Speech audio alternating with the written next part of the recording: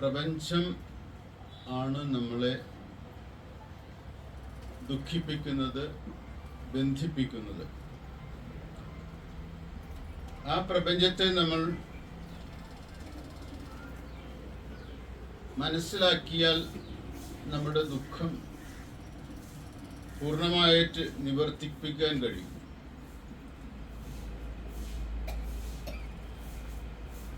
അതുകൊണ്ട് ദർശനമാലയുടെ 1-ാമത്തെ അധ്യായം എന്താണ് പ്രപഞ്ചം? പ്രപഞ്ചാനുഭവത്തെ അപഗ്രഥിക്കുകയാണ് ചെയ്യുന്നത്. പ്രപഞ്ചം ആത്മാവിൽ അധ്യാരോപിതമായിട്ട് വരുന്നതാണ്, അനുഭവപ്പെടുന്നതാണ്. പ്രപഞ്ചം ഒരു തോന്നലാണ്. എല്ലാ അനുഭവങ്ങളും തോന്നലാണ്. പക്ഷെ തോന്നല് വളരെ ശക്തമായ രീതിയിൽ നമ്മുടെ ജീവിതത്തെ സ്വാധീനിക്കുന്നു.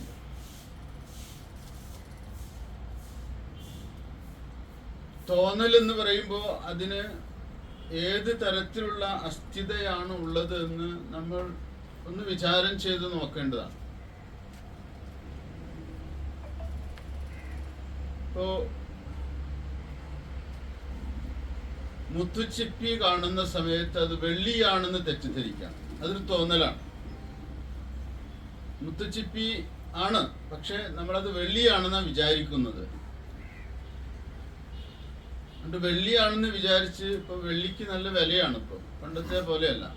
അത് എടുത്തുകൊണ്ടുപോയി വിറ്റാൽ നല്ല കാശ് കിട്ടും എന്നൊക്കെ സ്വപ്നം കാണുന്നു. മലർപ്പിടിക്കാരന്റെ സ്വപ്നം പോലെ. പിന്നെ അടുത്ത് ചെന്ന് നോക്കുമ്പോഴാണ് അത് മുത്തുച്ചിപ്പിയാണെന്ന് മനസ്സിലാവുള്ളൂ. അതും കാശ് കിട്ടില്ല, വിലയില്ല അതിന്, മുത്തുച്ചിപ്പി.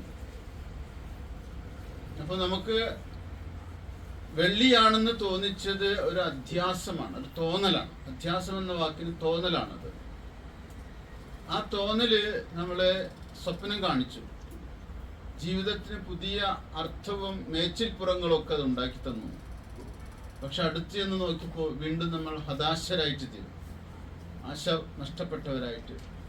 അത് വെറും ഒരു കക്ക കഷ്ണമാണല്ലോ എന്ന് വിചാരിക്കും, കക്കത്തൊണ്ടാണല്ലോ എന്ന് തിരിച്ചറിയും.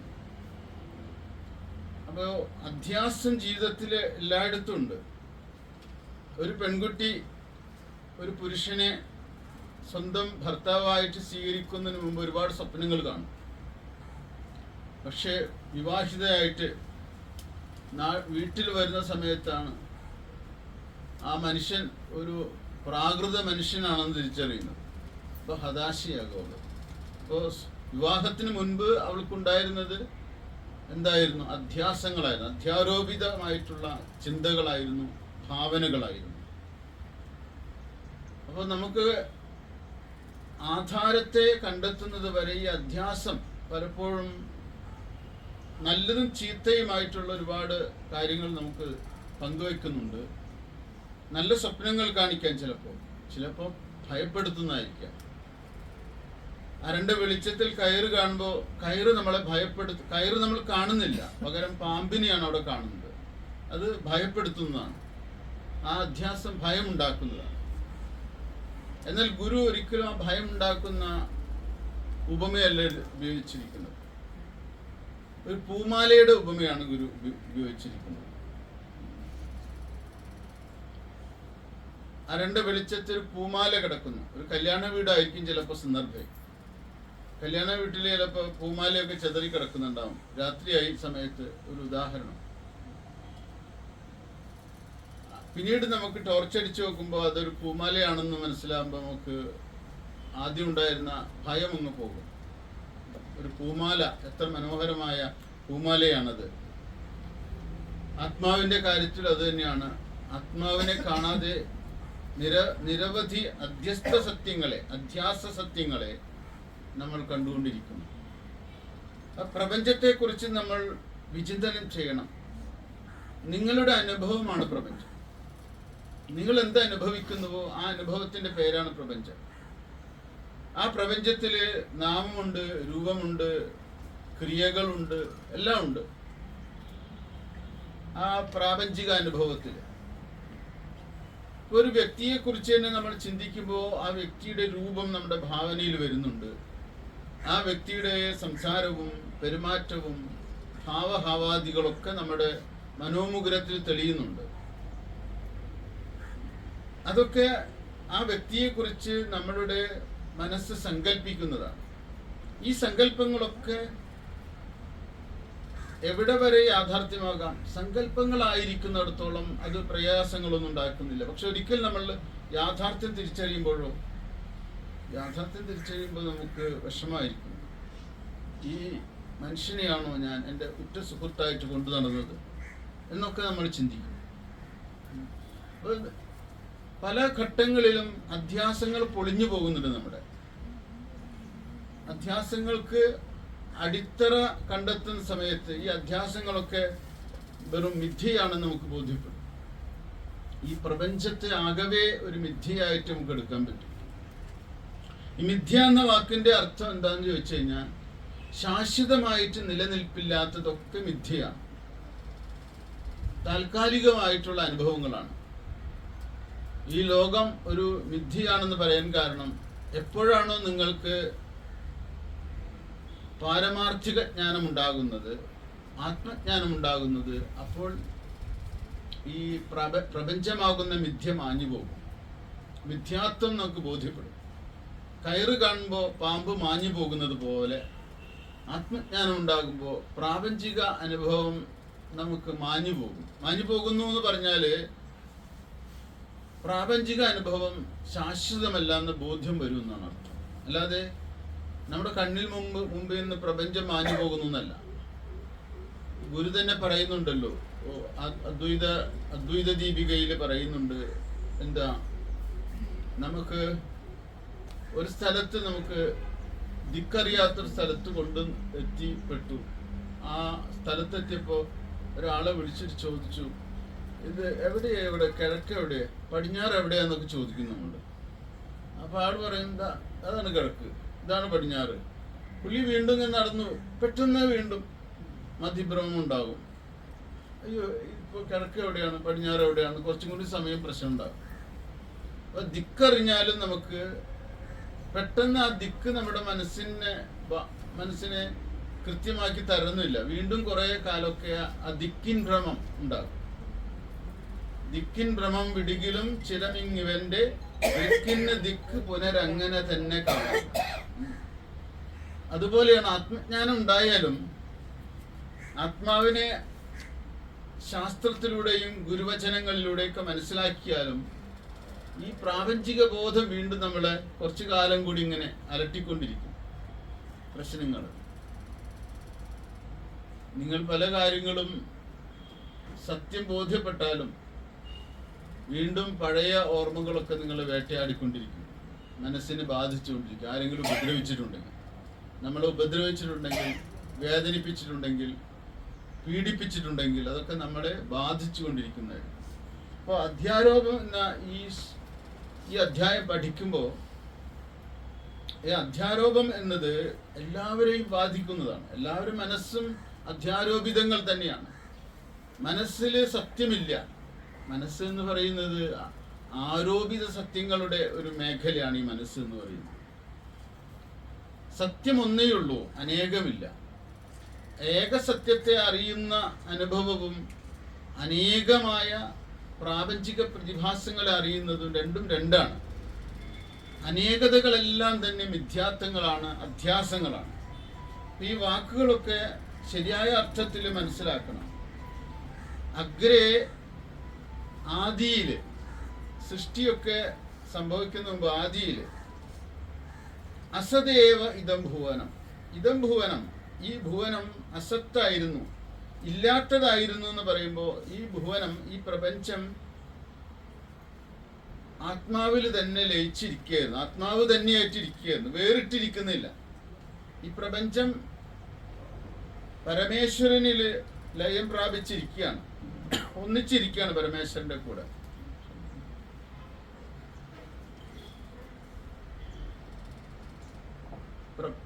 പരമേശ്വരന്റെ കൂടെ ഒന്നിച്ചിരിക്കുകയാണത് ആദിയിൽ.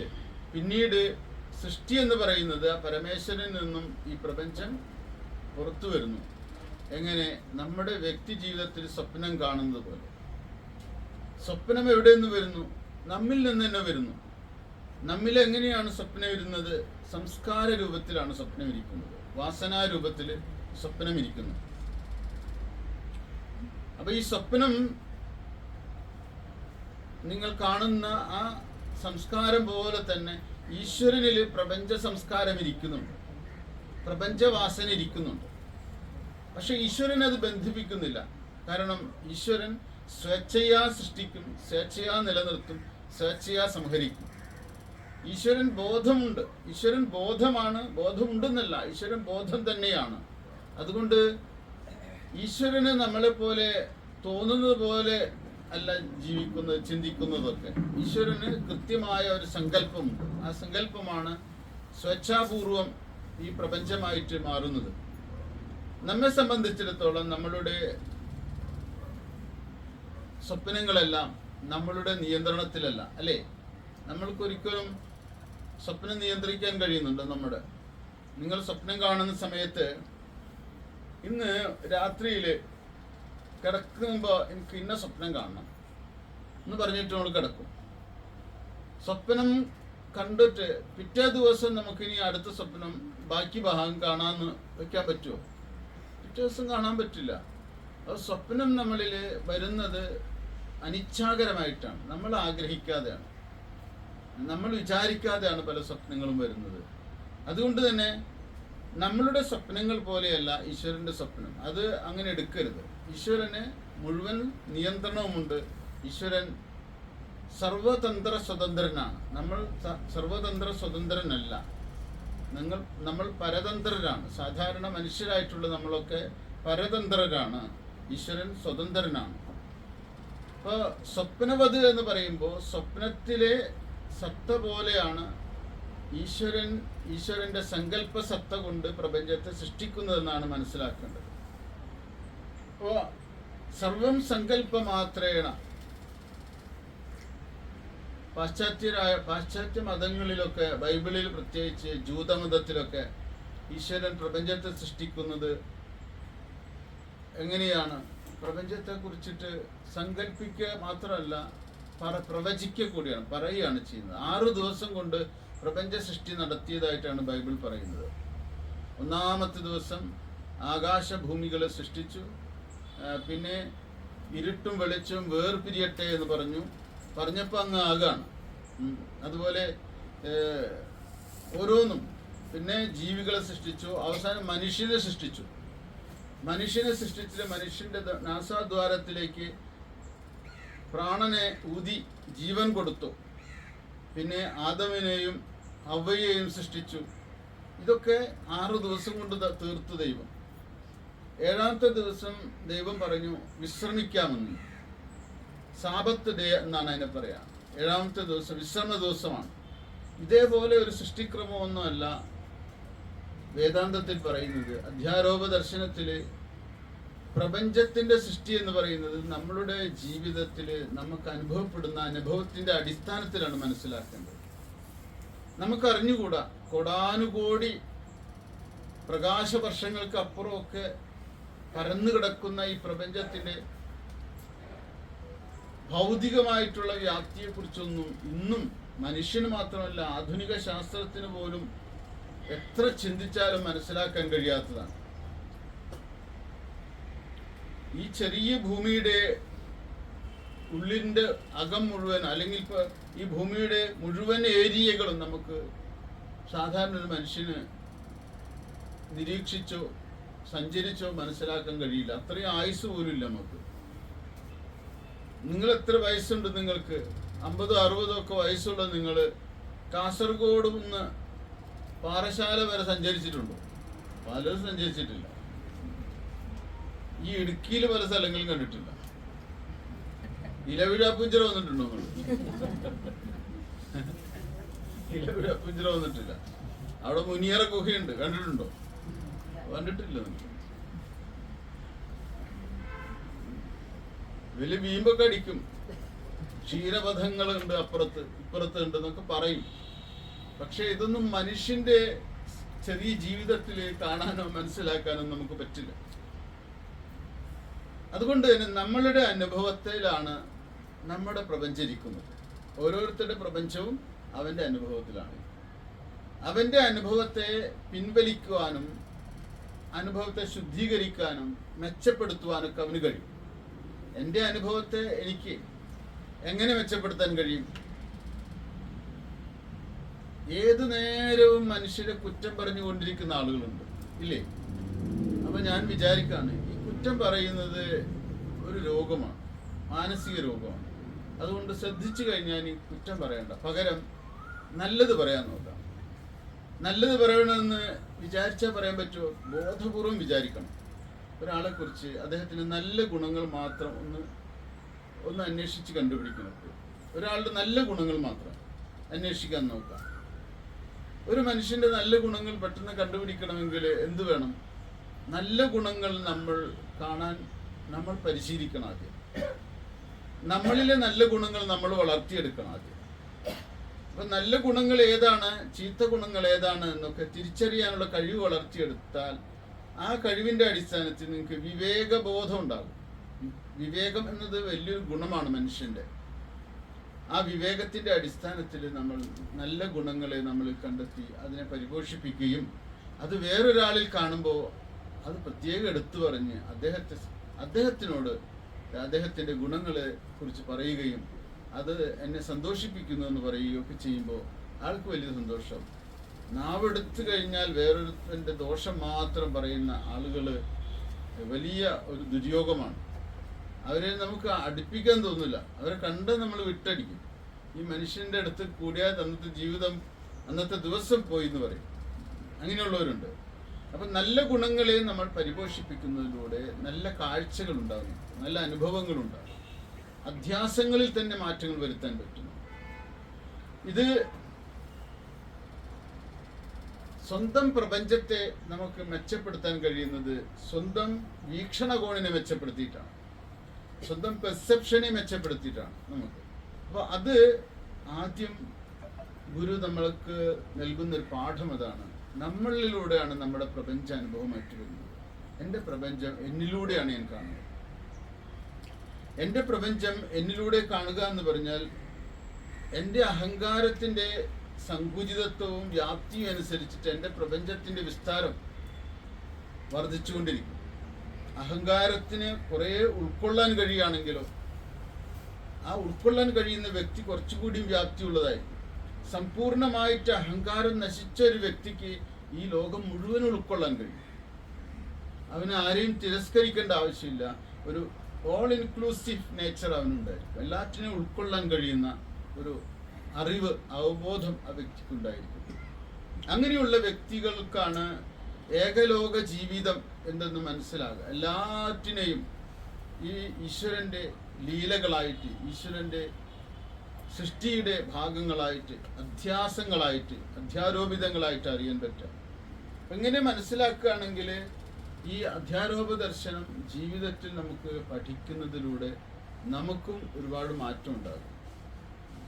അസീദഗ്രേ അസദേവേദം ഭുവനം സ്വപ്നവത് പുനഃ സസർജ സർവം സങ്കല്പമാത്രേണ പരമേശ്വരഃ വാസനാമയം ഏവ ആദൗ ആസീത് ഇദം അഥ പ്രഭുഃ അസൃജത് എന്നാണ്. അസൃജത് മായയാ സ്വസ്യ മായാവീവ അഖിലം ജഗത്. ഒരു മായാവിയെ പോലെ. മായാവി എന്ന വാക്ക് സംസ്കൃതത്തിൽ ഉപയോഗിക്കുമ്പോൾ ഇംഗ്ലീഷിൽ അത് മെജീഷ്യൻ എന്നാണ്. മായിക വിദ്യക്കാരൻ. നമ്മളൊക്കെ ഒരുവിധമൊക്കെ മായിക വിദ്യക്കാർ തന്നെയാണ്. എല്ലാവരെയും പറ്റിക്കലാണല്ലോ ഓരോ പരിപാടി, അല്ലേ? മാജിക്കുകാരാണ് നമ്മൾ. എങ്ങനെ പറ്റിക്കാം എന്നുള്ളതാണ് നമ്മളുടെ എല്ലാവരെയും പരിശീലനം. മാജിക്. ഒരു മജീഷ്യന്റെ മുന്നിൽ കാണുന്നതല്ല സത്യം. മജീഷ്യന് മാത്രം അറിയൂ എന്താ നടക്കുന്നതെന്ന്, ബാക്കി ആർക്കും അറിഞ്ഞുകൂടാ ആ മജീഷ്യൻ ചെയ്യുന്നത്. അതുകൊണ്ട് നമ്മൾ അത്ഭുതപ്പെടുന്നുണ്ട്. ഒരു മജീഷ്യൻ കാണിക്കുന്ന കൺകെട്ടുകളെല്ലാം നമ്മളെ അത്ഭുതപ്പെടുത്തുന്നതാണ്. എന്തുകൊണ്ട് നമ്മൾക്ക് അത്ഭുതം തോന്നുന്നു? നമുക്ക് അറിഞ്ഞുകൂടാ എൻ്റെ ആ സീക്രട്ടുകളൊന്നും. അതുപോലെ ഈ പ്രപഞ്ചത്തെ ഇങ്ങനെ വൈവിധ്യമാർന്ന രീതിയിൽ ഉണ്ടാക്കി കാണിക്കുന്നത് ഈശ്വരൻ്റെ ഒരു ശക്തി പ്രകടനമാണ്. മായ കൊണ്ട്. മായ എന്ന വാക്ക് എന്താണെന്ന് പറയുണ്ടായി. ഈശ്വരന്റെ ശക്തിയാണ് മായ. ഈശ്വര ശക്തിയുടെ പേരാണ് മായ. ശക്തി ശക്തനിലാണ് ഇരിക്കുന്നത്. ശക്തി ശക്തനിലാണ് ഇരിക്കുന്നത്. ശക്തൻ ആരാണ്? ഈശ്വരനാണ്. അപ്പൊ ഈശ്വരന്റെ ശക്തി ഈശ്വരനിൽ നിന്ന് വേർപെട്ടതാണോ? അല്ല. ഈശ്വരനിൽ നിന്ന് വേർപെട്ടതല്ല. ഈശ്വര ശക്തി ഈശ്വരൻ തന്നെയാണ്. എന്നാലും ഭാഷാ വ്യവഹാരത്തിൽ നമ്മൾ ഈശ്വര ശക്തിയെ വേറെ എന്നതുപോലെ പറയും. അങ്ങനെയല്ല നമ്മൾ ഇപ്പോഴും വിചാരിക്കുന്നത്. ഈശ്വര ശക്തിയാണ് എന്ന് പറയുമ്പോൾ അത് ഈശ്വരൻ തന്നെയല്ലേ ഈശ്വര ശക്തി. നമ്മൾ പറയാണ് എൻ്റെ ശക്തിയാണ്, എൻ്റെ ശക്തി എന്നിൽ നിന്ന് വേറിട്ടതാണോ? എൻ്റെ ശക്തി ഞാൻ തന്നെയാണ്. ഞാനും എൻ്റെ ശക്തി ഒന്ന് തന്നെ. ശക്തി വേറെ വേറെ എന്നതുപോലെ നമുക്ക് തോന്നുമെങ്കിലും ഒരിക്കലും അത് വേറെയല്ല. ശബ്ദം എഫർട്ട് എടുക്കുക, അല്ലെങ്കിൽ ചെവി അടച്ചത് കൊണ്ടായിരിക്കും. ഓക്കെ. അപ്പോ ഈശ്വരശക്തി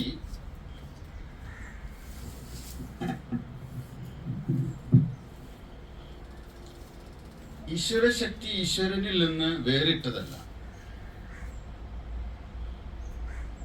ഈശ്വരശക്തിയുടെ പേരാണ് മായ എന്ന്. മായയെക്കുറിച്ച് കഴിഞ്ഞ ക്ലാസ്സിൽ നമ്മൾ എടുത്തിരുന്നു. മായ എന്താണെന്ന്. മായ എന്താ ശരിക്കും?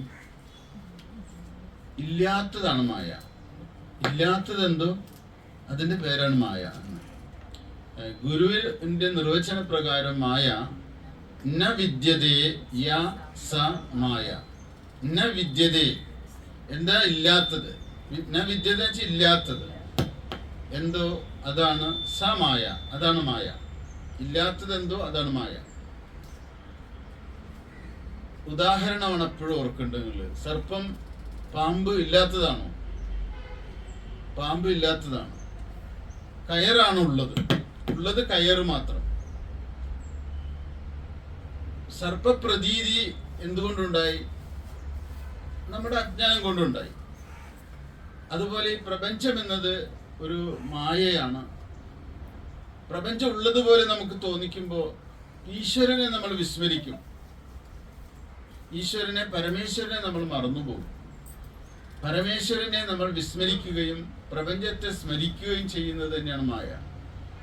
പ്രപഞ്ചത്തിന് ഒരു കാരണമുണ്ടെന്നും ആ കാരണമായ പരമേശ്വരനാണ് ഈ പ്രപഞ്ചത്തിൻ്റെ ആദിമ കാരണമെന്നും ആ പ്രപഞ്ചം ഈ പരമേശ്വരനിൽ നിന്ന് അന്യമല്ല എന്നും തിരിച്ചറിയുന്നത് തന്നെയാണ് അറിവ്, ബോധം എന്ന് പറയുന്നത്.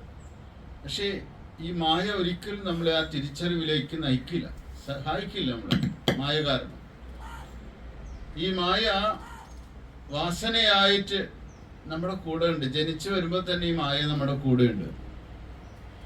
വാസനാമയം ഏവ ആദൗ ആസീത് ഇദം അഥ പ്രഭു.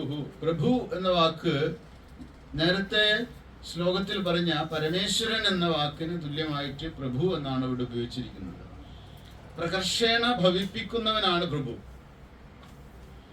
എന്തിന്? ഭുവനത്തെ ഭവിപ്പിക്കുന്നവനാണ് പ്രഭു. പ്രഭു ഈശ്വരൻ തന്നെ. അസൃജത് സൃഷ്ടിച്ചു. പ്രഭു സൃഷ്ടിച്ചു. എന്തുകൊണ്ട്? മായ കൊണ്ട് സൃഷ്ടിച്ചു. മായയ എന്ന് പറഞ്ഞാൽ മായ കൊണ്ട്. സ്വസ്യ തന്നിൽ നിന്ന് മായാവി ഇവ, ഒരു മായാവിയെ പോലെ ജഗത്തിനെ സൃഷ്ടിച്ചു എന്നാണ് പറഞ്ഞിരിക്കുന്നത്. അപ്പോൾ ആദ്യത്തെ 2 ശ്ലോകങ്ങൾ ഒന്നുകൂടി നിങ്ങൾ മനസ്സിലേക്ക് കൊണ്ടുവന്ന് ആ ശ്ലോകത്തെക്കുറിച്ച് ഒരു ഓർമ്മ പുതുക്കുകയും അതിൻ്റെ അടിസ്ഥാനം ശരിയാക്കി വെക്കുകയും ചെയ്യണം. ദർശനമാലയ്ക്ക് ഒരു അടിസ്ഥാനമുണ്ട്. സത്യം ആ അടിസ്ഥാനമാണ്. ആ സത്യത്തെ നമ്മൾ മറന്നു പോകാൻ പാടില്ല പഠിച്ചു പോകുമ്പോൾ. മായയെക്കുറിച്ച് നമ്മൾ കഴിഞ്ഞ ഇതിൽ പറഞ്ഞത് മായ അനിർവചനീയയാണ്, ത്രിഗുണാത്മികയാണ്, നിർവചിക്കാൻ കഴിയാത്തതാണ് മായ. ഉണ്ടെന്നും ഇല്ലെന്നും ഒരേ സമയം നമുക്ക് തോന്നുന്നതാണ് മായ. പ്രപഞ്ചം ഉണ്ടെന്ന് നമ്മൾ പറയും, എന്നാൽ ജ്ഞാനിക്ക് പ്രപഞ്ചമില്ല. അപ്പം പ്രപഞ്ചം ഇല്ലെന്ന് നമുക്ക് അനുഭവമാകുന്നുണ്ട്. മഹാത്മാക്കൾക്ക് പ്രപഞ്ചം ഇല്ല. എന്തുകൊണ്ടില്ല എന്ന് പറയുന്നവര്, അവർക്കുള്ളത് അവർ ആത്മാവിനെ മാത്രമേ കാണുന്നുള്ളൂ. അങ്ങനെ കാണുന്ന ഒരു വ്യക്തിക്ക് പ്രപഞ്ചമില്ല, പ്രാപഞ്ചിക അനുഭവം ഇല്ല. അവർക്ക് പ്രാപഞ്ചികാനുഭവത്തിന്റെ സ്ഥാനത്ത് ആത്മാനുഭവം ഉണ്ട്. അവർക്ക് ആത്മാവ് തന്നെ സർവത്തിലിരിക്കുന്നു. നിരവധിയായിട്ടുള്ള നാമരൂപങ്ങളിലെല്ലാം ഈ ആത്മാവിനെ കാണുന്ന വ്യക്തിക്ക് പ്രാപഞ്ചികാനുഭവമില്ല. പകരം പ്രാപഞ്ചിക അനുഭവങ്ങളിൽ ആത്മാനുഭവത്തെ കാണുന്നു, ആത്മാവിനെ കാണുന്നു. എല്ലാ പ്രാപഞ്ചിക അനുഭവങ്ങളിലും ആത്മാവിനെ കാണുന്നു. ആത്മാവിനെ കാണാൻ കഴിയുന്ന വ്യക്തിക്ക് വേറെ വേറെ എന്ന ഭാവങ്ങൾ ഉണ്ടായിരിക്കില്ല, വേറെ വേറെ എന്ന ചിന്തകൾ ഉണ്ടായിരിക്കില്ല. അപ്പൊ അത് ആണ് ആത്മജ്ഞാനം എന്ന് പറയുന്നത്. പക്ഷെ വ്യവഹാരികളായിട്ടുള്ള സാധാരണക്കാർക്കോ അവർക്ക് നാമരൂപങ്ങളെ വേറിട്ട് കാണാനായിട്ടാണ് പ്രേരണ വരുന്നത്. നാമരൂപങ്ങളെല്ലാം വ്യത്യസ്തമാണ്, വേറെ വേറെയാണ് ചിന്തിക്കുന്നു. അത് മായ മൂലമാണ്. അപ്പൊ മായ എന്തെന്ന് മനസ്സിലാക്കി കഴിഞ്ഞാൽ എല്ലാ പ്രശ്നങ്ങളെയും മായയിലേക്ക് നമുക്ക് ചുരുക്കി കൊണ്ടുവന്ന് മനസ്സിലാക്കാൻ പറ്റും. ജനകന്റെ ഒരു ഉദാഹരണം ഞാൻ പറഞ്ഞു. പല കാര്യങ്ങൾക്കും ഉണ്ടാകുന്നതാണ്. നമ്മുടെ പ്രശ്നങ്ങളൊക്കെ നമ്മളുടെ അകത്തിരിക്കുന്നത് തന്നെയാണ്, മായ കൊണ്ട് തന്നെയാണ് നമുക്ക് സംഭവിക്കുന്നത്. മായ തന്നെയാണ് ഈ പ്രകൃതി എന്ന് പറയുണ്ടായി. പ്രകൃതി മുഴുവനും മായയാണ്. ശങ്കരാചാര്യരുടെ വിവേക ചൂടാമണിയിൽ മായയെ നിർവചിച്ചിരിക്കുന്നത് സന്നാപ്യ അസന്നാപ്യ ഉഭയാത്മികാനോ, സന്നാപ്യ അസന്നാപ്യ ഉഭയാത്മികാനോ, ഭിന്നാപ്യ അഭിന്നാപ്യുഭയാത്മികാനോ, സാങ്കാപ്യ അനങ്കാപ്യുഭയാത്മികാനോ, മഹാത്ഭുത നിർവചനീയ രൂപ എന്ന. മഹാത്ഭുതയാണ് മായ, അനിർവചനീയയും കൂടിയാണ്. മഹാത്ഭുത എന്ന വാക്കിന് നമുക്ക് അത്ഭുതം ഉണ്ടാക്കുന്നതാണ് മായ. സത്തെന്നും അസത്തെന്നും നമുക്ക് തോന്നിപ്പിക്കും, ചിലപ്പോൾ ഉണ്ടെന്നും ഇല്ലെന്നും തോന്നിപ്പിക്കും ഒരേ സമയത്ത്. ഇത് നമ്മുടെ ജീവിതത്തിന്റെ ഒരു സമ്മിശ്രമായ ഒരു വികാരമാണ്. ഉണ്ടെന്ന് തോന്നിപ്പിക്കും, ചില സമയത്ത് ഇല്ലെന്നും തോന്നിപ്പിക്കും. അതാണ് സത്തെന്ന് പറയുന്നത് ഉണ്ടെന്നുള്ള തോന്നലാണെങ്കിൽ, അസത്തെന്ന് പറയുന്നത് ഇല്ലെന്നൊരു തോന്നലാണ്, ഇല്ല എന്നൊരു തോന്നല്. ഉണ്ട് ഇല്ല, എല്ലാ ജീവിതാനുഭവങ്ങളും അങ്ങനെയാണ്. സ്നേഹമുണ്ട് എന്ന് വിചാരിക്കും, പിന്നെ പെട്ടെന്ന് തോന്നും സ്നേഹം ഇല്ല എന്ന് തോന്നും. ആൾക്ക് എന്നോട് സ്നേഹമുണ്ട് എന്ന് തോന്നും, കുറച്ച് കഴിയുമ്പോൾ ആൾക്ക് എന്നോട് സ്നേഹമില്ല എന്ന് തോന്നും. നമുക്ക് ഒരു മിശ്ര സ്വഭാവമുള്ള ജീവിതമാണ് നമ്മളുടെ, മിശ്ര വികാരങ്ങളാണ് അല്ലേ എല്ലാവർക്കും അനുഭവപ്പെടുന്നത്. ഈ സമ്മിശ്രമായിട്ടുള്ള ഈ തോന്നലുകളിലൂടെയാണ് നമ്മൾ കടന്നു പോകുന്നത് എല്ലായ്പ്പോഴും. ഒരു സ്നേഹത്തിന്റെ കാര്യത്തിൽ മാത്രമല്ല, സത്തയുടെ കാര്യത്തില്, അറിവിന്റെ കാര്യത്തില്. ഇപ്പോ ഇന്ന് ഒരു കുട്ടി വന്നിട്ടുണ്ട്, അവൾക്ക് നാളെ മുതൽ എക്സാം തുടങ്ങും. അപ്പൊ നാളെ എക്സാം തുടങ്ങുമ്പോൾ അവള് പഠിച്ചിട്ടുണ്ട്, എഴുതുന്ന നേരത്തെ ചിലപ്പോൾ മറന്നുപോകും, പഠിച്ചിട്ടില്ല, ഓർമ്മയില്ല എന്ന് തോന്നിപ്പോകും. അങ്ങനെ ആത്മവിശ്വാസം പോലും നഷ്ടമായി പോകുന്നത് ഈ മായ കൊണ്ട്. ഉണ്ടെന്നും ഇല്ലെന്നും 2 തരത്തില് ഉള്ള ബോധ്യം നമുക്ക് ഉണ്ടാവുകയാണ്. 2 തരത്തിലുള്ള അറിവ് നമ്മളിൽ ഒരേ സമയം തന്നെ വരികയാണ്. അങ്ങനെ വന്നു കഴിഞ്ഞാൽ നമുക്ക് സുനിശ്ചിതത്വം ഉണ്ടായിരിക്കില്ല. മായ ഒരിക്കലും സുനിശ്ചിതത്വം ഉണ്ടാക്കുന്നില്ല. ഇപ്പൊ ജീവിതം തന്നെ നോക്കൂ, നമ്മുടെ ഒരു സുനിശ്ചിതത്വമില്ല. നാളെ നിങ്ങള് വരുമോ എന്ന് ചോദിച്ചു കഴിഞ്ഞാൽ അറിഞ്ഞൂടാ. എന്തുകൊണ്ട് അറിയുന്നില്ല എന്ന് ചോദിച്ചു കഴിഞ്ഞാൽ നാളെ നമ്മളുണ്ടായിട്ട് വേണ്ട. നമ്മൾ വെറുതെ വിചാരിക്കുകയാണ് നമ്മൾ നാളെ ഉണ്ടാകുന്നു, അല്ലേ? നാളെ രാവിലെ എണീറ്റ് വരാൻ നിങ്ങൾക്ക് കഴിയും നമ്മൾ സങ്കല്പിക്കുന്നതാ. ഇനി ആ കിടപ്പിലങ്ങ് പോയി കഴിഞ്ഞാലാ സുഖായില്ലേ കാര്യം? കിടന്നു പോകുന്നതാ വളരെ നല്ലത്, പെടഞ്ഞു വീഴുന്നതിനേക്കാളും നല്ലത്. അപ്പൊ നേരമെടുത്ത് എണിക്ക. ഈ ഉറങ്ങുന്ന നേരത്ത് പ്രാർത്ഥിച്ചിട്ട് കിടക്കാൻ പറയുമല്ലാരും. ആചാര്യന്മാരൊക്കെ പറയും, പൂർവികരും പറയും ഇങ്ങനെ പ്രാർത്ഥിച്ചിട്ട് കിടക്കൂ. കാരണം ഉറക്കത്തിൽ പിന്നെ എണീറ്റില്ലെങ്കില നാളെ സൂര്യോദയം കാണാൻ എന്നെ കണ്ണ് തുറപ്പിക്കണേന്ന് പറഞ്ഞിട്ട് കിടന്നുറങ്ങണം. ഇപ്പോ പണ്ടത്തെ പോലെയല്ല, സ്ട്രോക്ക് ഒക്കെ രാത്രിയിൽ വരുന്നുണ്ട്. സ്ട്രോക്ക് വരുന്നുണ്ട്, അറ്റാക്ക് വരുന്നുണ്ട്, ഒക്കെ കിടപ്പിലാണ് വരുന്നത് അല്ലാതെ മനുഷ്യന്. അതുകൊണ്ട് സുനിശ്ചിതത്വമൊന്നുമില്ല നമുക്ക് ഒന്നിലും. ഈ ലോകത്തിന്റെ സ്വഭാവത്തെ മുഴുവൻ കാച്ചിക്കുറുക്കി എടുത്തിട്ടുള്ളതാണ് ലോകത്തിലെ സ്റ്റോക്ക് മാർക്കറ്റ് എന്ന് പറയുന്നത്. ഇങ്ങനെ ഇളകിക്കൊണ്ട് ഫ്ലക്ച്വേഷൻ ആണ് അതിന്റെ സ്വഭാവം. എപ്പോഴും ഫ്ലക്ച്വേഷൻ ആണ്, ഉയർച്ച താഴ്ചകളാണ്. ജീവിതവും അതുപോലെ തന്നെ ഒരു ഉയർച്ച താഴ്ചയാണ്. അപ്പൊ മായയുടെ ഒരു സ്വാധീനം എല്ലാ മേഖലകളിലും ഉണ്ട്. നമ്മൾ സ്നേഹത്തിന്റെ കാര്യത്തില്, അറിവിന്റെ കാര്യത്തില്, പണസമ്പാദനത്തിന്റെ കാര്യത്തില്. കടം വാങ്ങിക്കാൻ പോകുന്ന സമയത്ത് നമ്മൾ കടം വാങ്ങിക്കാൻ പോകുന്ന അയാളോട് പറയാണ് 1 മാസത്തിനുള്ളിൽ തിരിച്ചു തരാമെന്ന് പറയും. 1 മാസത്തിനുള്ളിൽ പണം തിരിച്ചു തരാമെന്ന് പറഞ്ഞ് 1 മാസം കഴിഞ്ഞ് ചെല്ലുമ്പോൾ അയാളുടെ ഭാവമൊക്കെ മാറും. തിരിച്ചു കൊടുക്കണ്ടേ? പൈസ കൊടുക്കൂല. തിരിച്ച് വാങ്ങിച്ച പൈസ തിരിച്ചു കൊടുക്കാൻ പറ്റില്ല. കാരണം ഈ വാങ്ങുന്ന നേരത്തെ നമുക്ക് ആത്മവിശ്വാസവും കോൺഫിഡൻസും ഒക്കെ ഉണ്ട്. കൊടുക്കേണ്ട കാര്യം സമയം വരുമ്പോൾ അവര് കൊടുക്കാനില്ല. അപ്പോ ലോകത്ത് നമ്മൾ വിചാരിക്കുന്നത് പോലെ ഒന്നും നമുക്ക് പ്രവർത്തിക്കാനും നിർവഹിക്കാനും പറ്റാതിരിക്കുന്നത് ഈ മായയുടെ സ്വാധീനം കൊണ്ടാണ്. പിന്നെ എങ്ങനെ മായയെ ജയിക്കാൻ പറ്റും? മായയെ ജയിക്കാൻ പറ്റുന്നത് സുനിശ്ചിതമായ ഒന്നേ ഉള്ളൂ, അത് ആത്മാവ് മാത്രം, അത് ഈശ്വരൻ മാത്രമാണ്. ഈശ്വര വിചാരത്തിലൂടെ, ആത്മവിചാരത്തിലൂടെ മായയുടെ ശക്തിയെ നമുക്ക് ലഘൂകരിക്കാൻ കഴിയും നമ്മുടെ ജീവിതത്തിൽ. അപ്പൊ മായാശക്തിയെ ലഘൂകരിക്കുക എന്നുള്ളതാണ് അധ്യാത്മ സാധനയുടെ ഒരു പ്രത്യേകത എന്ന് പറയുന്നത്. നിങ്ങൾ എല്ലാ ദിവസവും സത്സംഗശ്രവണവും സ്വാധ്യായവും ചെയ്യുന്നുണ്ടെങ്കിൽ നിങ്ങളുടെ ജീവിതത്തിൽ മായ അകന്നു നിൽക്കുക. മായ അകന്നു നിൽക്കുക എന്ന് പറഞ്ഞാൽ നമ്മുടെ അടുത്തേക്ക് അടുക്കില്ല അങ്ങോട്ട്. നമുക്ക് കുറച്ചും കൂടി സുനിശ്ചിതത്വം ഉണ്ടായിരിക്കും അതിൽ. ആ സുനിശ്ചിതത്വം ആത്മാവിന്റെ സുനിശ്ചിതത്വമാണ്, ശരീരത്തിന്റെ അല്ല. അത് മനസ്സിന്റെയും അല്ല സുനിശ്ചിതത്വം, അത് ആത്മനിശ്ചിതമാണ്.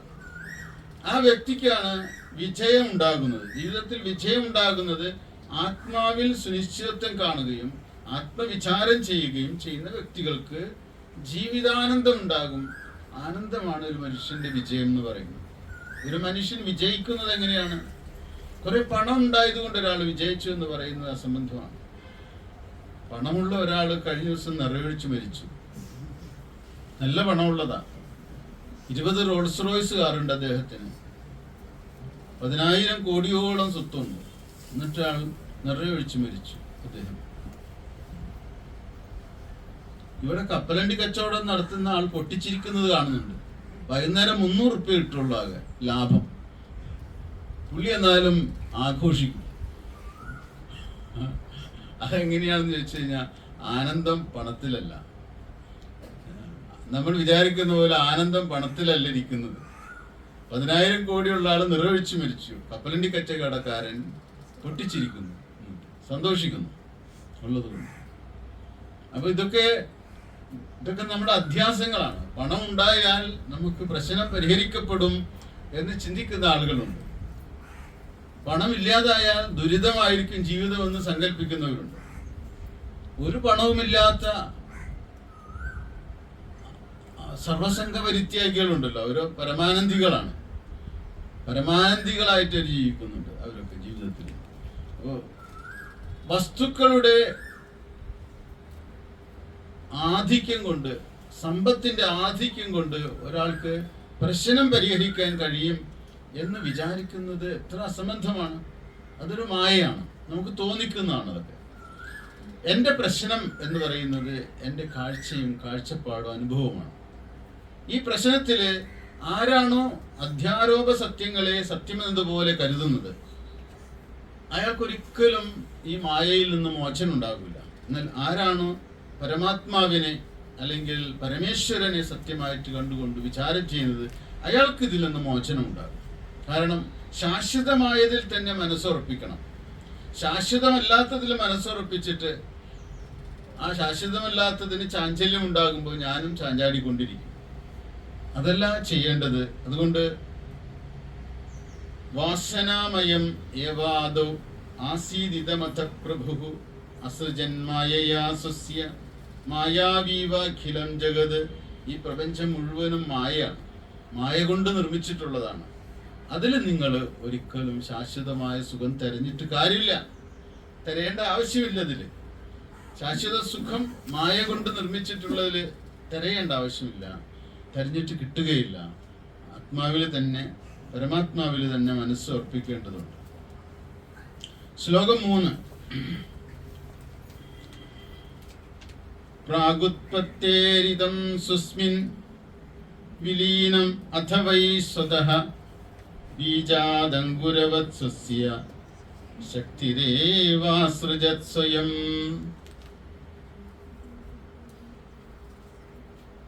ഈ പ്രാഗുത്പത്തേഹേ ഇദം സ്വസ്മിൻ വിലീനം അഥ വൈ സ്വതഃ ബീജാത് അങ്കുരവത് സ്വസ്യ ശക്തിഹി ഏവ അസൃജത് സ്വയം എന്ന് പദം പിരിക്കാം. ഇങ്ങനെ ഇവിടെ ഇതം എന്നത് കൊണ്ട് ഇതം ഭുവനം, ഈ പ്രപഞ്ചം പ്രാഗുത്പത്തേഹേ എന്ന് കേൾക്കുമ്പോൾ ഒറ്റവാക്കാന്ന് വിചാരിക്കുന്നത്. അങ്ങനെയല്ല, ഉത്പത്തേഹേ പ്രാക്കുന്നാണ്. പ്രയർ ടു ഉത്പത്തി. ഉത്പത്തി എന്ന് വെച്ച് കഴിഞ്ഞാൽ ക്രിയേഷൻ, ഒറിജിൻ. ഉത്പത്തിക്ക് മുമ്പ്, ഉത്പത്തേഹേ പ്രാക്ക്. പ്രാക്ക് എന്ന് പറഞ്ഞാൽ പ്രയർ. ഇംഗ്ലീഷ് ഭാഷ നമുക്ക് ഇംഗ്ലീഷിൽ പ്രയർ എന്ന് പറയുന്നതും സംസ്കൃതത്തിൽ പ്രാഗ് എന്ന് പറയുന്നതും രണ്ടും ഒന്നാണ്. പ്രാഗ് എന്ന് പറയുന്ന സംസ്കൃത വാക്കിൽ നിന്നാണ് പ്രയർ എന്ന വാക്കുണ്ടായിട്ടുള്ളത്. അപ്പോൾ ഉത്പത്തേഹേ പ്രാക്ക്, ഉത്പത്തിക്ക് മുമ്പ് എന്ന് പറഞ്ഞാൽ എന്താ? അഗ്രേ എന്നാണ് അർത്ഥം. ആദിയിൽ, ഉത്പത്തിക്ക് മുമ്പ്. സ്വസ്മിൻ, സ്വസ്മിൻ എന്ന് പറഞ്ഞാൽ തന്നിൽ നിന്നാണ് അർത്ഥം. ഈ തന്നിൽ എന്ന വാക്ക് ഈശ്വരനിൽ എന്ന് മനസ്സിലാക്കണം. ഈശ്വരനില്, പരമേശ്വരനില് വിലീനമാസീത്. ഭുവനം പരമേശ്വരനില് വിലീനം. വിലീനം എന്ന് വെച്ചാൽ ലയിച്ചിരിക്കുക. എങ്ങനെ ലയിച്ചിരിക്കുക? ലയിച്ചിരിക്കുന്നതിന്റെ പ്രത്യേകത, ഒരു ഗ്ലാസ്സിൽ നിങ്ങൾ ഒരു പച്ചവെള്ളം എടുക്കുക, കുറച്ച് പഞ്ചസാര ഇട്ട് കലക്കിക്കൊണ്ടിരിക്കുക.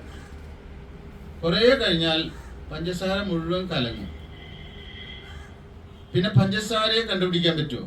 നമുക്ക് കണ്ണുകൊണ്ട് നോക്കിയാൽ കാണില്ല.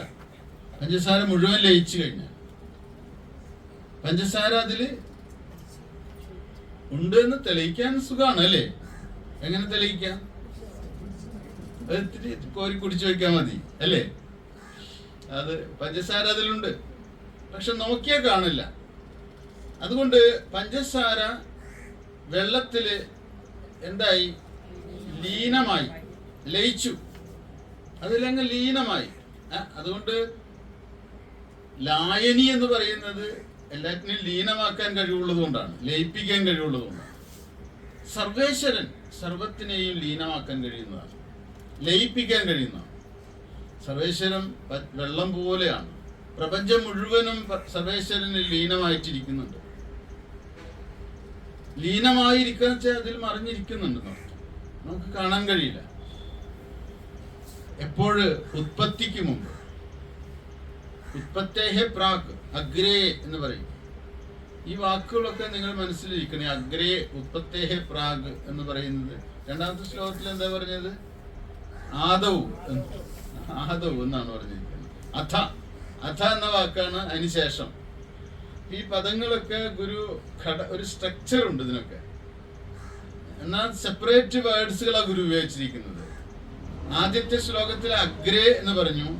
അഗ്രേ പറഞ്ഞതിന് ശേഷം പിന്നെ പുനഃ എന്ന് പറഞ്ഞിരിക്കുന്നത്. രണ്ടാമത്തെ ശ്ലോകത്തിൽ ആദവ് എന്ന് പറഞ്ഞിരിക്കുന്നു, പിന്നീട് അഥ എന്ന് പറഞ്ഞിരിക്കുന്നു. മൂന്നാമത്തെ ശ്ലോകത്തില് ഉത്പത്തേഹെ പ്രാക് എന്ന് പറഞ്ഞിരിക്കുന്നു. ഉത്പത്തിക്ക് ശേഷത്തെ അഥ എന്ന് പറഞ്ഞിരിക്കുന്നു.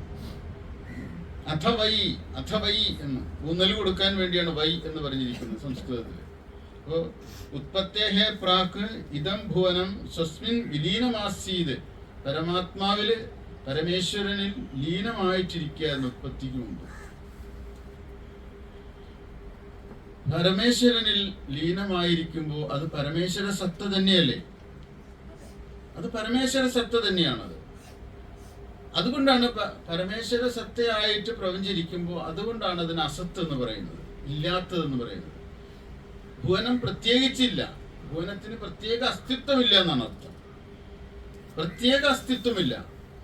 എന്നാൽ ആ ഭുവനം, ആ പ്രപഞ്ചം ഈശ്വരാസ്തിത്വമായിട്ട് നിലനിൽക്കുന്നുണ്ട് എന്ന് മനസ്സിലാക്കണം. അഥവൈ സ്വതഃ, അഥവൈ പിന്നീട്, ബീജാത് അങ്കുരവത്, വിത്തിൽ നിന്ന് മുളയെന്ന പോലെ. വിത്തിൽ നിന്ന് മുളയെന്ന പോലെ. ഉദാഹരണം, എല്ലാ ശ്ലോകത്തിലും ഒരു ഉദാഹരണമുണ്ട് ഇല്ലേ? ആദ്യത്തെ ശ്ലോകത്തിൽ ഉദാഹരണം പറഞ്ഞു. എങ്ങനെ പറഞ്ഞത്? സ്വപ്നവത്, സ്വപ്നം എന്ന പോലെ. രണ്ടാമത്തെ ശ്ലോകത്തിൽ ഉദാഹരണം പറഞ്ഞു. എങ്ങനെയാണത്? മായാവിയെ പോലെ, മജിഷ്യനെ പോലെ. മൂന്നാമത്തെ ശ്ലോകത്തിൽ ഉദാഹരണം പറഞ്ഞു. എന്തുപോലെ? വിത്തിൽ നിന്ന് മുളയെന്ന പോലെ.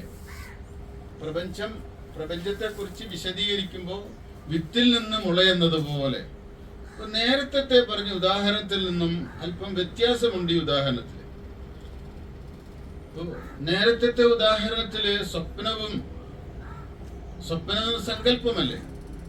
ഇവിടെ ഒരു വിത്തിൽ നിന്ന് മുള വരുന്നത് യഥാർത്ഥത്തിൽ നമുക്ക് തൊടാകുന്നത്, കാണാവുന്നത് ഒക്കെയാണ്. വിത്തിൽ നിന്ന് മുള വരുന്നത് അത് വ്യവഹാര സത്യം കൂടിയാണ്. വിത്തിൽ നിന്ന് മുള വരുന്നത് വ്യവഹാര സത്യമാണ്. എന്നാൽ സങ്കല്പത്തില് നമ്മളൊരു പാമ്പിനെ കാണുന്നത് പ്രാതിഭാസികമാണ്, അത് തോന്നൽ മാത്രമേ ഉള്ളൂ. അതുപോലെയല്ല, വിത്തിൽ നിന്ന് മുള വരികയല്ല, ആ വിത്തിൽ നിന്നൊരു മരമുണ്ടായി വരുന്നു. ആ മരത്തിൽ ചക്ക കായ്ക്കുന്നു. ആ ചക്ക നമ്മൾ പഴുപ്പിക്കുന്നു, അതിൻ്റെ ചുളയെടുത്ത് കഴിക്കുന്നു. നല്ല രുചിയുണ്ട്. ചക്കക്കുരു കറി വെച്ച് കഴിക്കുന്നു.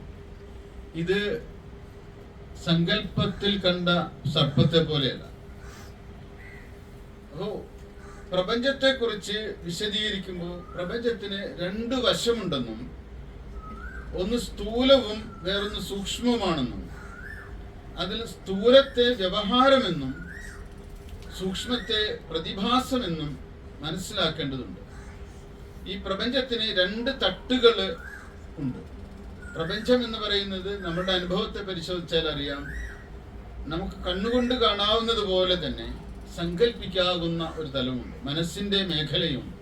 ഇത് രണ്ടും പരസ്പരം ഇണചേർന്നിട്ടാണ് പ്രാപഞ്ചികാനുഭവം ഉണ്ടാകുന്നത്. എല്ലാ അനുഭവങ്ങളും, ഒരു മരത്തെ കാണുന്നു, ആ മരത്തെക്കുറിച്ച് ഞാൻ ചിന്തിക്കുന്നു, അത് കണിക്കൊന്നയാണെന്ന് മനസ്സിലാകുന്നു. ആ കണിക്കൊന്ന വിഷുക്കാലത്ത് പൂവിടുന്നതാണെന്നും, വിഷുക്കാലത്ത് ആ കണിക്കൊന്നയിൽ നിന്ന് ഞാൻ പൂക്കളെറുത്ത് കണിവല്ലരിയൊക്കെ ചേർത്ത് വെച്ച് അതിലൊരു താലത്തിൽ അതിനെ ഒരു ഫോട്ടോ, ശ്രീകൃഷ്ണ ഭഗവാന്റെ ഫോട്ടോ ഒക്കെ വെച്ച് മനോഹരമായ ഒരു കണി ഒരുക്കുമെന്നൊക്കെ സങ്കല്പിക്കുന്നതാണ്. ഒരു കണിക്കൊന്നയെ ഞാൻ കണ്ടുള്ളത്.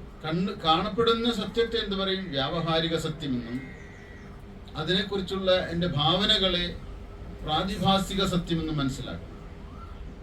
ഇങ്ങനെ അഴലെഴും അഞ്ചിതളാർന്ന് രണ്ട് തട്ടായി ചുഴലും അനാദി വിളക്ക് തൂക്കി ആത്മ നിഴലുരുവായി എരിയുന്നു നെയ്യതൂ മുൻ പഴകിയ വാസന വർത്തി വൃത്തിയത്രേ.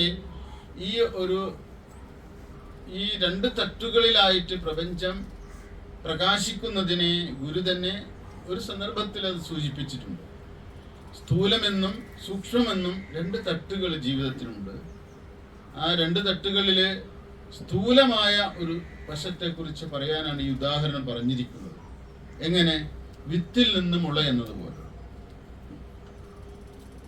അതുകൂടി നമ്മൾ കണക്കിലെടുക്കണം. പ്രപഞ്ചം കേവലം പ്രാതിഭാസികം മാത്രമല്ല, അതിന് വ്യാവഹാരികതയുമുണ്ട്. ഒരു മനുഷ്യന് വ്യാവഹാരികത എന്ന വാക്കിന്റെ അർത്ഥം കണ്ടും കേട്ടും തൊട്ടും അറിയാവുന്ന ഒരു സത്യം കൂടി അതിനുണ്ട്, വ്യാവഹാരികം. അപ്പോ ബീജാദങ്കുരവത്, ഒരു വിത്തിൽ നിന്ന് മുളയുണ്ടായി വരുന്നത് പോലെ ഈ പ്രപഞ്ചം ഈശ്വരനിൽ നിന്ന് അങ്കുരിച്ചു വന്നിരിക്കുന്നു, അല്ലേ? പരമേശ്വരനാണ് വിത്തായിരിക്കുന്നതെങ്കിൽ മുള ആരാണ്? ഈ പ്രപഞ്ചം മുഴുവനും. ഞാനും നിങ്ങളൊക്കെ അതിന്റെ മുളകളാണ്. ഒരു വിത്തിൽ നിന്ന് ഇത്ര അനേകം മുളകൾ ഉണ്ടായി വന്നിരിക്കുകയാണ്. ഒരു വിത്തിൽ നിന്ന് തന്നെ. ഒരു കാരണത്തിൽ നിന്ന് അനേകം കാര്യങ്ങൾ ഉണ്ടായി വരാം. ഒരു കാരണത്തിൽ നിന്ന്. ഇവിടെ കാരണം എന്താണ്? കാരണത്തിന്റെ പേരാണ് ബീജം. ബീജം എന്നാൽ വിത്ത് എന്നാണ്. ഇവിടെ ബീജയുടെ പേര്, ബീജയ്ക്ക് പരമേശ്വരൻ തന്നെയാണോ? ഇനി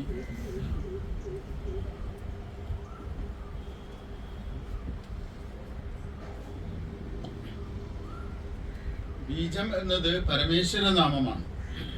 എന്നുവെച്ചാല് സർവപ്രപഞ്ചത്തെയും പ്രസവിക്കുന്നത് ഏതൊരു വിത്താണോ ആ വിത്ത് പരമേശ്വരനാണ്.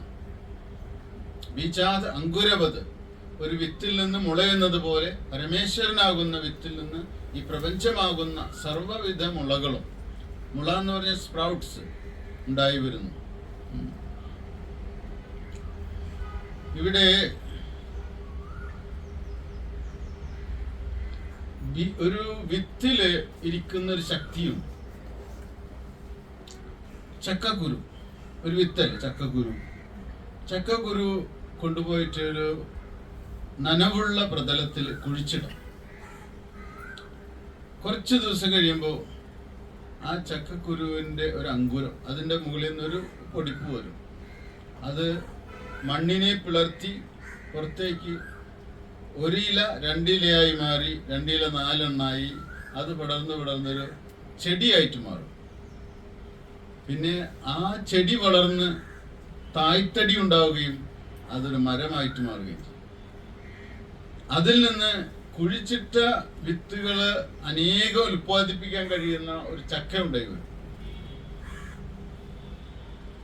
അപ്പൊ നിങ്ങളൊന്ന് ആലോചിക്കണം, ചക്കക്കുരു എന്ന് പറയുന്ന ഒരു വിത്തില് ഈ വലിയ മരം മറഞ്ഞിരിക്കുന്നുണ്ടായിരുന്നു. നമ്മൾ കണ്ടില്ല അത്. ആ മരത്തില് അനേകം ചക്കകളുണ്ടായി. ഒരു 500 ചക്ക ഉണ്ടായി എന്ന് വിചാരിക്കുക ഒരു വർഷത്തിൽ. ഈ 500 ചക്കയും ഈ ചക്കക്കുരുവിൽ ഉണ്ടായിരുന്നു. അതിനെയാണ് അത്ഭുതം എന്ന് പറയുന്നത്. 500 ചക്കയും ഈ ചക്കക്കുരുവിൽ ഉണ്ടായിരുന്നു. ബീജാത് അങ്കുരവത് എന്ന് പറയുമ്പോൾ പരമേശ്വരനാകുന്ന ചക്കക്കുരുവിൽ നിന്ന് പ്രപഞ്ചമാകുന്ന വൃക്ഷം ഉണ്ടായിരിക്കുന്നു. ഒരു പ്രപഞ്ച വൃക്ഷം ഉണ്ടായി വന്നിരിക്കുന്നു. അത് എണ്ണിയാലൊടുങ്ങാത്ത നാമരൂപങ്ങളോട് കൂടിയതാണ് ആ വൃക്ഷം.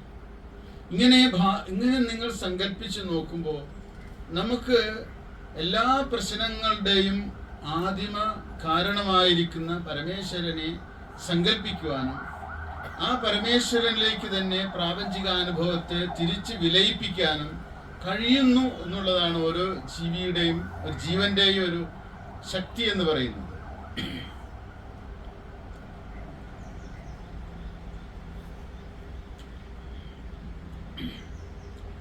ബീജാത് അങ്കുരവത് സുസ്യ ശക്തിഹി ഏവ അസൃജത് സ്വയം. ഇവിടെ ശക്തി എന്നൊരു വാക്ക് ഉപയോഗിച്ചിരിക്കുന്നു. ശക്തി എന്ന് പറയുന്നത് ഈശ്വരശക്തി. ഈശ്വരശക്തി അസൃജത് സൃഷ്ടിച്ചു എല്ലാത്തിനെയും, സ്വയം വേറെ ഒന്നിൻ്റെയും സഹായമില്ലാതെ. വേറൊന്നിന്റെ സഹായമില്ലാതെ ഈ പ്രപഞ്ചത്തെ സൃഷ്ടിച്ചിരിക്കുന്നു.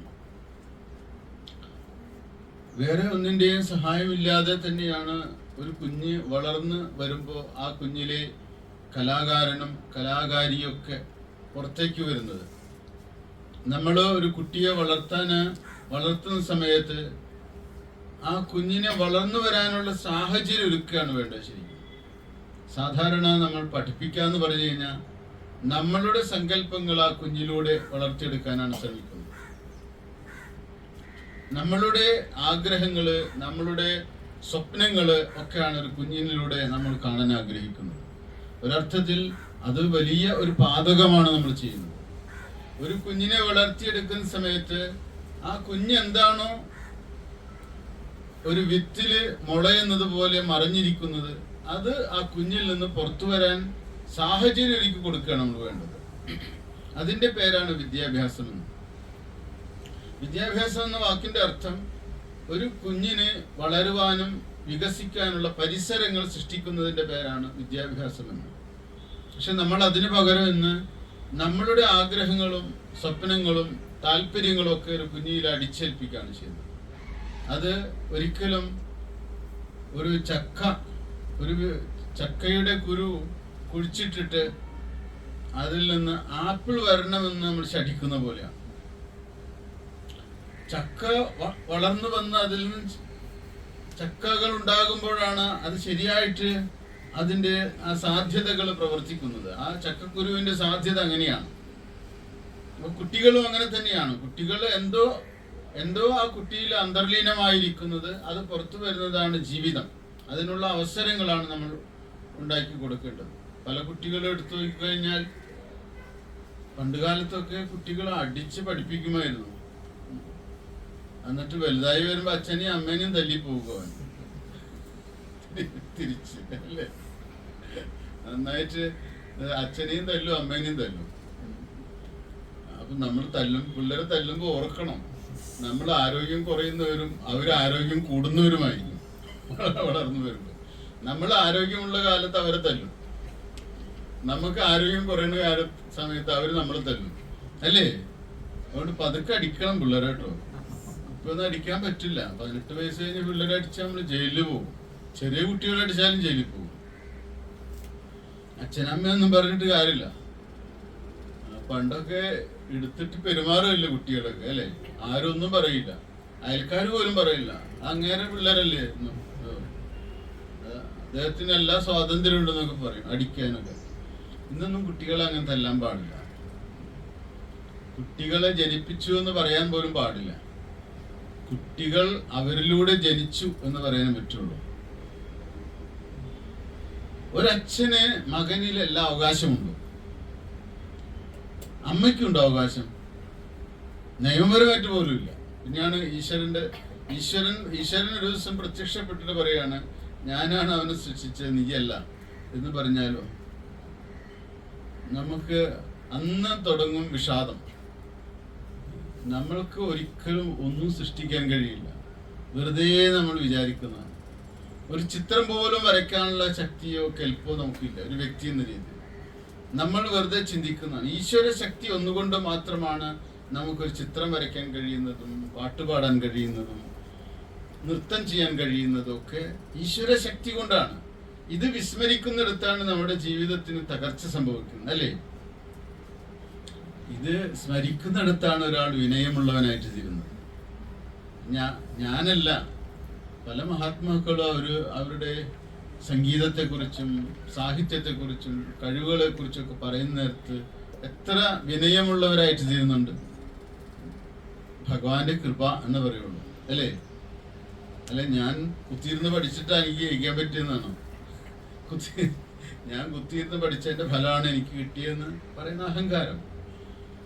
കുത്തിയിരുന്ന് പഠിക്കുന്ന സമയത്ത് ബ്രെയിനിലൊരു ഓട്ടോ വീണാൽ മതിയില്ലേ പിന്നെ ഇത് പോകാൻ? കുത്തിയിരുന്ന് പഠിച്ചിട്ട് എന്താ കാര്യം? നമ്മളുടെ കൈവശമല്ല നമ്മളുടെ എല്ലാ സുസ്ഥിതിയും ഇരിക്കുന്നത്, പകരം ഈശ്വരനിലാണ് എന്ന് ഉള്ള ഒരു ഓർമ്മ നമുക്ക് എപ്പോഴും നല്ലതാണ്. അപ്പോ 3-ാമത്തെ ശ്ലോകത്തിന്റെ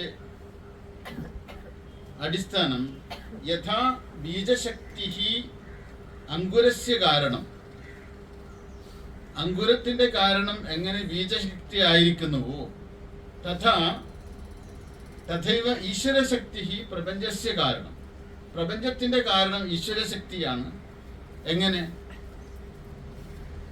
അതായത് ഒരു മുളയുടെ കാരണം വിത്തിലെ ശക്തിയാണ്, വിത്തിലിരിക്കുന്ന ശക്തിയാണ് മുള ഉണ്ടാക്കിയിട്ട് അതിനെ മുളപ്പിക്കുന്നത്. അതുപോലെ പ്രപഞ്ചമാകുന്ന മുളയെ വളർത്തുന്നത് ഈശ്വരശക്തിയാണ്, ഈശ്വരന്റെ ശക്തി. അപ്പോൾ ഈശ്വരശക്തിയുടെ പേര് തന്നെയാണ് മായ. അപ്പൊ നമ്മൾക്ക് മായയെ കുറിച്ച് വളരെ മോശമായ ചില അഭിപ്രായങ്ങളാണ്. മായ എല്ലാം മായയാണെന്ന് പറഞ്ഞു നമ്മളെ ചതിക്കുകയാണ് വേദാന്തം ചെയ്യുന്നത്. സർവം മായയാണെന്ന് പറയല്ലേ. ഒരു സിനിമ വന്നിട്ടുണ്ടല്ലോ അല്ലേ, സർവം മായ എന്ന് പറഞ്ഞിട്ട്. നല്ലതാണോ? എനിക്ക് അറിഞ്ഞൂടാ. നല്ലതാ അല്ലേ? മായനെ ആസ്വദിക്കുന്നുണ്ട്, കണ്ടില്ലേ? മായ കുഴപ്പമില്ല എന്ന് പറയുന്നത്. നമ്മൾ പല ആളുകളും സർവം മായ എന്ന് പറഞ്ഞു കഴിഞ്ഞാൽ ശരിയാവില്ല എന്ന് പറയും. നമുക്ക് സർവമായ ശരിയല്ലല്ലോ എന്നൊക്കെ വാദിക്കുന്നവരുണ്ട്. അതൊരു തത്വമാണ് ഈ മായ എന്ന് പറയുന്നത്. നമ്മൾ പറഞ്ഞിട്ട് പറയാതിരുന്നിട്ടൊന്നും വലിയ കാര്യമില്ല. മായ കുഴപ്പമൊന്നുമില്ല എന്ന് പറഞ്ഞു കഴിഞ്ഞാൽ അടിസ്ഥാനപരമായിട്ട് നമ്മൾ മായയെ സ്വീകരിക്കുന്നു എന്നാണ്. കുഴപ്പമില്ല മായ, ലോകം കുഴപ്പമില്ല എന്നാണ് അതിന്റെ അർത്ഥം.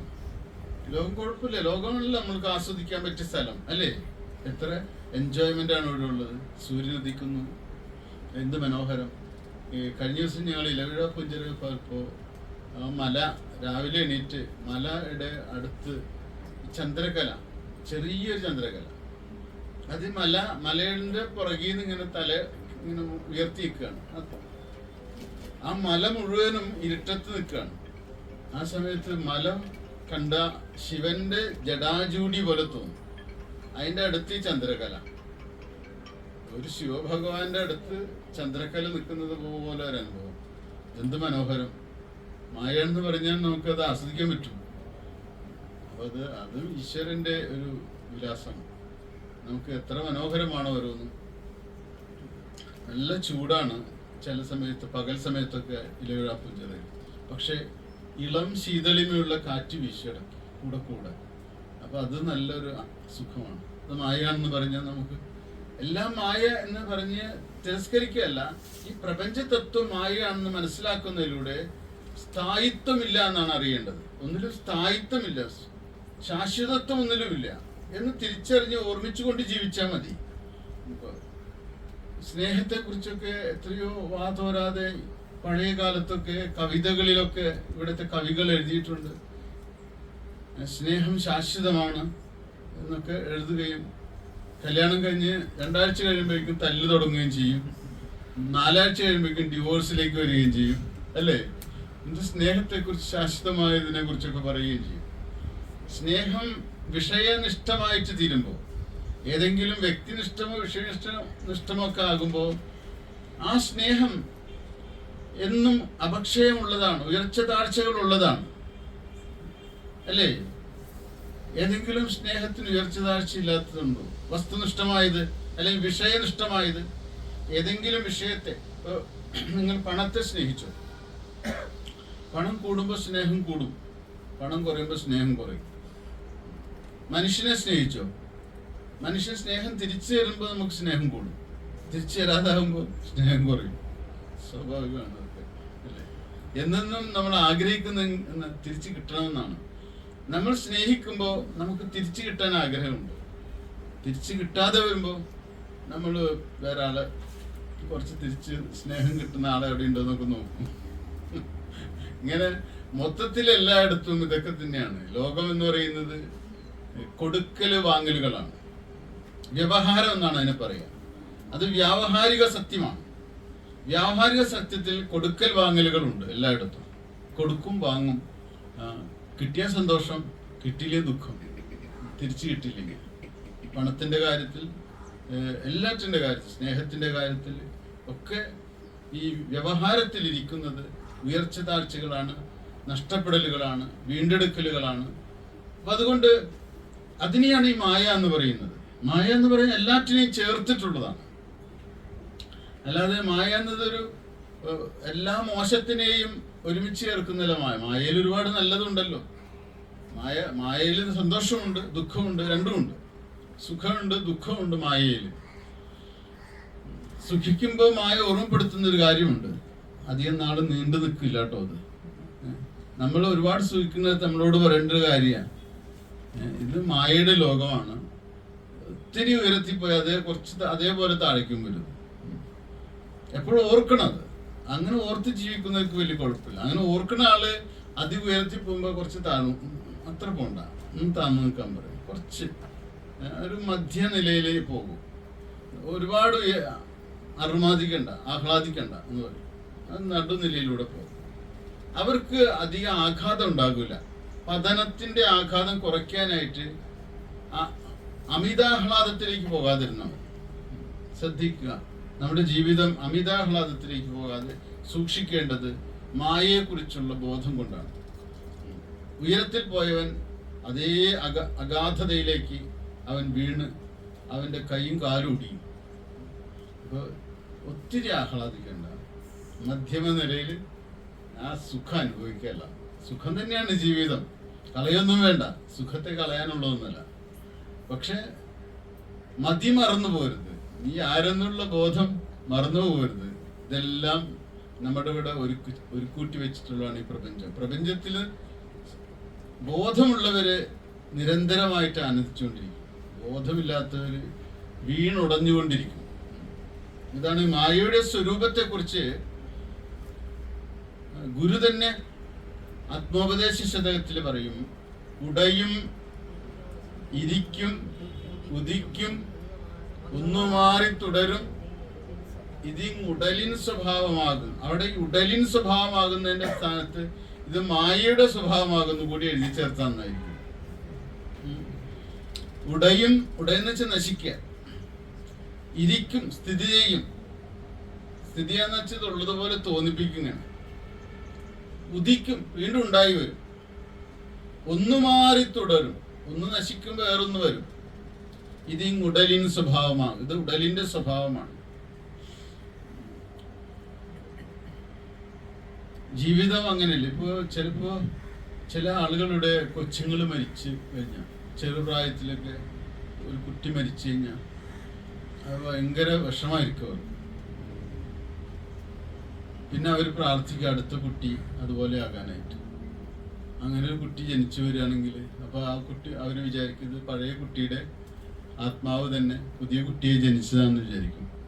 രവീന്ദ്രനാഥ് ടാഗോറിന്റെ ഒരു കഥ തന്നെയുണ്ട്. റായ്ചരൻ എന്ന് പറയുന്ന ഒരു കഥാപാത്രത്തിന്റെ കഥ. അതില് ഒരു അതിസമ്പന്നനായ ഒരു വ്യക്തിയാണ്. മുതലാളിയുടെ ഒരു വേലക്കാരനുണ്ടായിരുന്നു, റായ്ചരൻ എന്ന് പറഞ്ഞിട്ട്. ആ കൊച്ചിനെ വളർത്തുന്നത് ഈ വേലക്കാരനാണ്. ഒരു ദിവസം കുട്ടിയെ കളിപ്പിക്കാനായിട്ട് നദീക്കരയിലേക്ക് കൊണ്ടുപോയപ്പോൾ ഒഴുക്കിൽപ്പെട്ടു പോയ കുട്ടി. ഈ റായ്ചരന് ദുഃഖം സഹിക്കാൻ പറ്റില്ല. പക്ഷെ മുതലാളിയെ അറിഞ്ഞപ്പോൾ എങ്ങനെ അറിയും, അറിഞ്ഞു കഴിഞ്ഞാൽ എന്ത് പറയും എന്നൊക്കെ വിചാരിച്ച് വിഷമിച്ച്. പക്ഷെ മുതലാളി വിചാരിച്ചത് റായ്ചരൻ കുട്ടിയെ എവിടേക്കോ മാറ്റിയെന്നാണ്. അങ്ങനെ റായ്ചരനെ പിരിച്ചു വിട്ടു ജോലിയിൽ നിന്ന്. റായ്ചരൻ ഗ്രാമത്തിൽ പോയിട്ട് കല്യാണം കഴിച്ച്, ആ കല്യാണം കഴിച്ചിട്ട് ഒരു കൊച്ചുണ്ടായി. ആ കൊച്ച് മരിച്ചുപോയ കുട്ടിയുടെ അതേപോലെ തന്നെ കൊച്ച്.